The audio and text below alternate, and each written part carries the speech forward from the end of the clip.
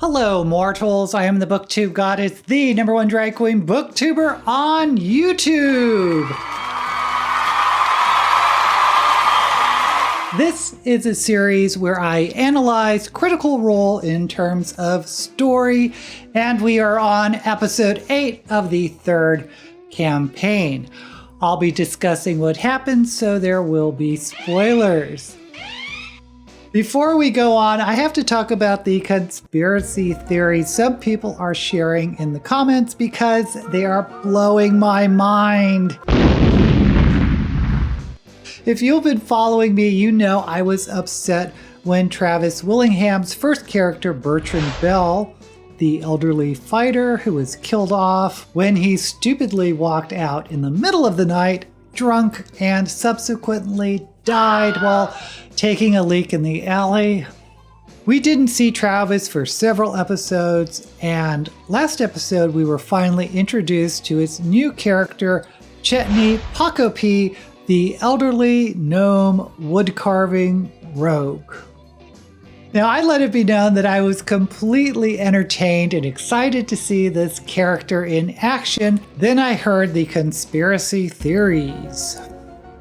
Now, while I consider myself a fan of Critical Role, I am not a super fan. I pretty much just watch the main campaign episodes, and I don't watch their one-shot episodes or side campaigns, and I don't really follow the fan base on Twitter or Reddit or whatever, so I obviously miss a lot of the inside jokes and some of the theories that are being floated about.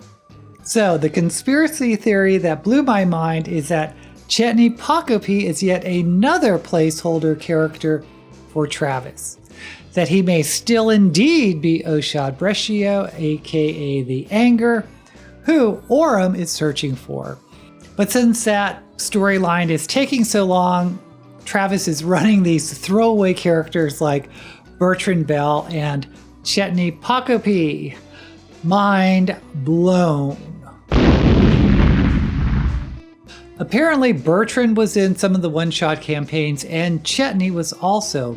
Apparently Chetney is based on a gnome that Travis played in another campaign, which was a satirical campaign about Santa Claus's gnomes with a gnome named Chetney.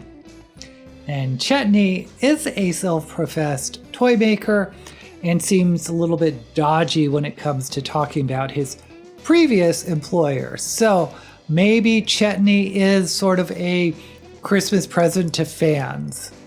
Speaking of presents to fans, apparently there's also a running joke about from the earlier campaigns where characters had issues with furniture and doors. And in this campaign, we have had animated furniture. And last week we had the roper, or maybe it was a mimic, masquerading as a wall. So is Matt giving his fans little Easter eggs or callbacks to previous campaigns? He probably is. But how far will he go? Will the main arch nemesis be an interior designer?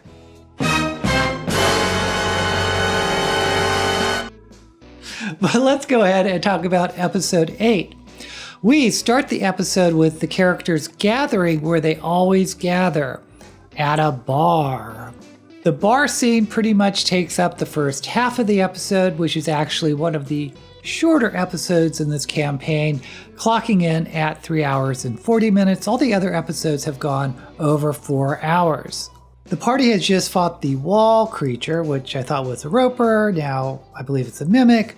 Anyway, they're all still severely wounded. And they of course begin by questioning their new companion, Chetney. Chetney is very evasive about who he once worked for or why he left, other than he felt like he wasn't wanted at his old job. That's it? Just his name? It doesn't say what he does or why you came here? No, I just couldn't remember his name. So you wrote it down? No, they did. Who's they? The people that sent me here. Who are the people who sent you here? Out of Usadern, I stopped in the Savalier Wood and the Master Craftsman's Guild. They sent me down here. Oh, so he's a craftsman, and you were going to take some lessons I'm from him? trying to find work down here. I got kicked out of my old gig. Oh, Yeah. I'm sorry. I had to kind of start fresh. Was that a long-term gig? Yeah, a few years. I'm so sorry. Thanks. Didn't really feel wanted anymore. Oh. Eventually, the party agrees to help him out and find Gurge in payment for toys. Did you say something about a toy? Yes. She said that you might make me a toy. Are you fucking with me? No, I'm not. Oh. Do you like Well- toys? Who doesn't like toys? What kind of toys? You name it. All kinds. Can you make tiny rocking horses? Like for a monkey? Yeah. What about tops? Little wooden tops. Yeah. What if you made Wooden each of top. us a toy? Oh, yeah. This is the payment? Little toys instead of coin? We have to think about it, I'm sure, but He's a master craftsman. yeah, it must be worth something, right? I've never had something made by a master craftsman. Oh man, there's nothing like it. I kill it with the details. Could you make a little girlfriend for Pate? Yes. I'm quite horny, you see.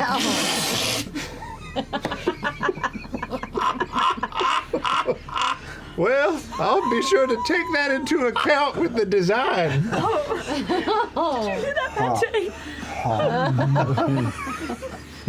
We'll make sure, it's girlfriend material. Anatomically correct. Yep. I've seen a puppet show like that before. What is my specialty? So slingshots, tops, rocking horses, anything. Airships? Like model airships that fit in jars? I suppose. I've never gone that small before. But I'm up to the challenge. I'm baffled by all of this. This sounds amazing. Yeah, I was thinking of doing it out of the goodness of our heart, but I think I want the toy. I would like a toy. Who doesn't like a toy? I cannot believe What's- I want to say this. I kind of what want the toy. I don't want to make this awkward, but I have this group on toy retainers, so maybe you could. Now, while they're at the bar, Orem spots someone who has been tailing them, a mysterious person who he has seen among the Corsairs. When the party confronts him, he is revealed to be Cyrus, the brother of Dorian. And we get a bunch of backstory regarding Cyrus. Apparently, he was hired to be a caravan guard, but he was actually just a patsy for a heist where a thieving crew were posing as guards, led by someone named Nova, and they stole a valuable Gullum. Now Cyrus has a 20,000 gold bounty on his head, and it's also revealed that Dorian and Cyrus are princes of some sort, and they are in some sort of rite of passage that they didn't even know that they were on, where they go out and find themselves or make a name for themselves. It's really not very clear. But the caravan did have the initials JH, which Imogen recognized as initials on a letter that someone had left in their room. And honestly, I don't remember anything about this letter, but it seemed like an important clue that links up the events, which I'm always here for. So Cyrus is now a member of the Corsairs and is protected by them, but they don't know how long that will last. Dorian escorts Cyrus home, and Cyrus insists he can take care of the mess that he created himself. After that, they have a long rest and recover their hit points and spells, etc. And the second half of the episode is the next day, with the party helping Chetney investigate Gurge's disappearance. They start at Gurge's hovel, or is it hovel? Now I'm confused. Wherever it is, it's just a temporary place that he's staying at, like an Airbnb. And it looks as though there was a struggle there, and they find claw marks and evidence of blood that has been cleaned away. And they heard there were reports of an attack by a dire wolf near a factory close by. So they think these claw marks may have been from the dire wolf. So they go investigate the other dire wolf attack by the factory, and there they are confronted by guards who are acting kind of suspicious. So the guards leave to report to their superior, and Fern polymorphs, or I guess for druids it's wild shapes, into a rat and follows them to spy. Unfortunately, someone steps on her and she transforms from a rat back into Fern and is caught, and that's where the episode ends. Now the plot development we got wasn't much. In fact, it was pretty minimal and doesn't appear to be part of the main plot. And if you've forgotten what that is, it's figuring out who's behind the smuggling operation that's turning people into these Lovecraftian slime creatures and mutating shade creepers, probably having something to do with smuggling magical components for nefarious reasons. And there may be a tie to that, to stealing the Golem, which is a powerful magical artifact. Not sure. Of course, if this were a novel, it would be driving the reader crazy because it feels as though the story is going off on all sorts of tangents. And that's exactly what happens in a D&D campaign. We are working on the periphery of the story, where the goal of these small adventures are to give our low-level characters experience to rise up in level. I'm sure there will eventually be a dungeon-type crawl.